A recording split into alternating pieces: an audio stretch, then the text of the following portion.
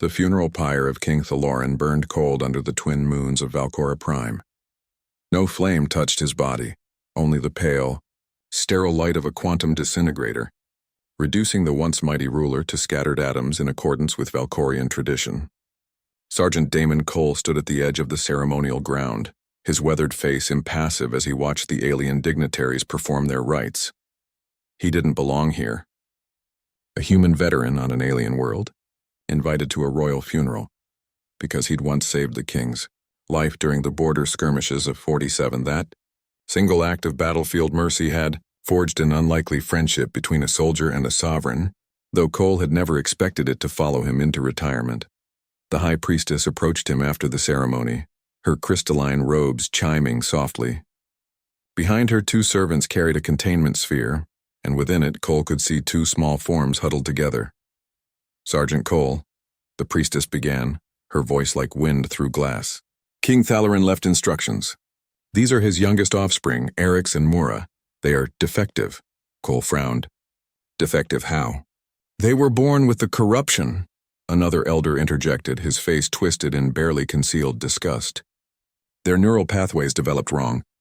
They possess cognitive patterns similar to," he paused as if the words pained him, "similar to your kind. No Valcorian family will accept them.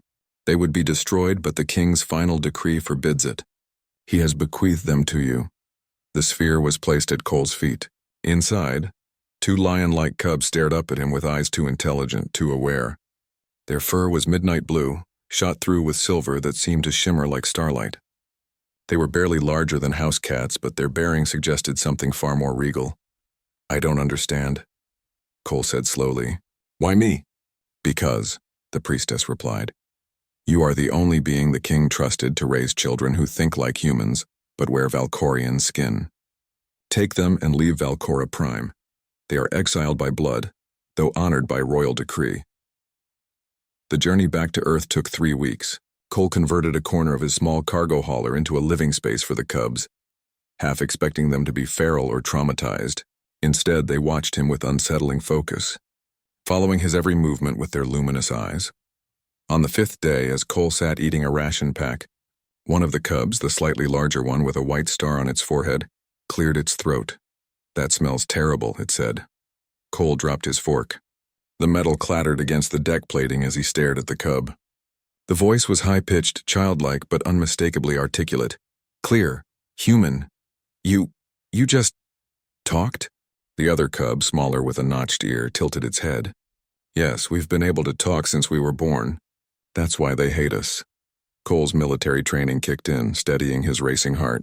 He'd seen plenty of impossible things during the war. Sentient gas clouds, machines that dreamed, plants that calculated faster than quantum computers. But this felt different. More personal. "I'm Eryx," the first cub said, sitting back on its haunches. "This is my sister, Mura. Your Sergeant Damon Cole. Retired Earth Marine Corps, decorated veteran of 4 campaigns, currently attempting to run a failing interstellar freight business." "How do you know all that?" Cole demanded. "Father told us about you," Mura said softly, "before he got sick. He said if anything happened to him, you would understand what it meant to be different, to not fit with your own kind." Cole was quiet for a long moment. He thought about the nightmares that still woke him, the way civilian life felt like wearing someone else's skin, the distance he felt from everyone who hadn't seen what he'd seen. "Yeah," he finally said, "I guess I do understand that." News of the talking lion cubs spread faster than Cole had anticipated. By the time his hauler docked at Luna Station, 3 news crews and a xenobiology research team were waiting. Cole ignored them all, carrying Eryx and Mura through the crowded station in a reinforced carrier. But word had a way of traveling, and within a month, their small apartment in the Detroit sprawl became a pilgrimage site. Scientists wanted to study them. Military contractors saw weapons potential. Religious groups called them either miracles or abominations, depending on the doctrine Cole dealt with it. The only way he knew how, he told them all to go to hell and hired a lawyer. Their children, he told the family court judge during the custody hearing that various Earth governments had forced upon him. Not specimens, not weapons, not symbols, just kids who need someone to care about them. Eric spoke up from the witness stand, his small body somehow commanding the entire courtroom's attention. "We know what we are," he said, his voice steady. "We're mistakes by Valkorian standards. Too human to be alien, too alien to be human. But Sergeant Cole doesn't see mistakes. He sees us." The judge granted Cole full guardianship. 5 years passed. Eric's and Mora grew to the size of adult Earth lions, their bodies powerful and graceful, their minds sharp as plasma cutters. They attended Virtual Academy, studied human and alien philosophy, and developed a reputation as mediators in interspecies disputes. Their unique perspective, caught between two modes of thinking, made them invaluable. But they never forgot where they came from.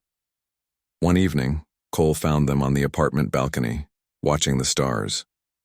Eric's mane had grown in full, a cascade of midnight and silver. Mora's was more subtle, elegant. "Do you ever regret it?" Mora asked quietly. "Taking us in? Your life would be simpler without us." Cole settled into his chair, feeling the ache in his old combat wounds. "Simple isn't the same as better," he said. "Your father saved my life once, but you two? You gave me a reason to keep living it." "Humans are strange," Eric's observed, but his tone was affectionate. "You find family in the oddest places." "So do royal alien lion cubs who talk like philosophers," Cole replied with a rare smile. They sat together in comfortable silence, three beings who didn't fit anywhere else, who'd found in each other something like home. In the distance, ships rose toward the stars, carrying cargo, carrying dreams, carrying the endless story of species learning to live among the vast darkness together. And sometimes, Cole thought, the most important stories began not with destiny or prophecy, but with simple choice. The choice to see past what something was supposed to be and embrace what it actually was. Family.